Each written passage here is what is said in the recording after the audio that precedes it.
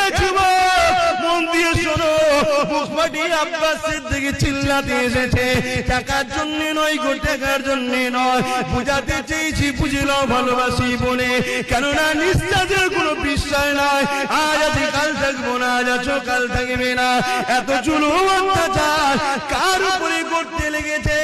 যার নামটা হলো বেলাল, যে মদিনার মুয়াজ্জিন এক সময় ছিল গো, আল্লাহ রাসূলুল্লাহ সম্বন্ধে অনেক ঘোষণা দিয়েছে গো, এখন একটি প্রশ্ন,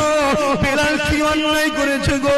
বেলালের অন্যায় তৎকালীন আবু জেহেল উতবা সাইবা লিডারের নজরে একটা, বেলাল এক আল্লাহকে মেনে নিয়েছে, বেলালের অন্যায়টা কি ছিল গো? বেলাল মুহাম্মদ রাসূলের দলে চলে গেছে, বেলালের অন্যায় কি ছিল গো? বেলাল মা বাবার সম্মানের পক্ষে গেছে, বেলাল নারীদের অধিকারের পক্ষে গেছে, বেলাল এতিমদের পক্ষে গেছে, বেলাল গরিব অসহায়দের পক্ষে গেছে, বেলাল মদের বিরুদ্ধে গেছে, বেলাল সুদের বিরুদ্ধে গেছে, বেলাল ঘুষের বিরুদ্ধে গেছে, বেলাল দুর্নীতির বিরুদ্ধে গেছে, বেলাল জালিমদের বিরুদ্ধে গেছে, এক কথায় এই জমিনে শান্তি প্রতিষ্ঠিত করবে যে মুহাম্মদের দিকে গেছে, তাই বেলালের উপরে এত জুলুম গো।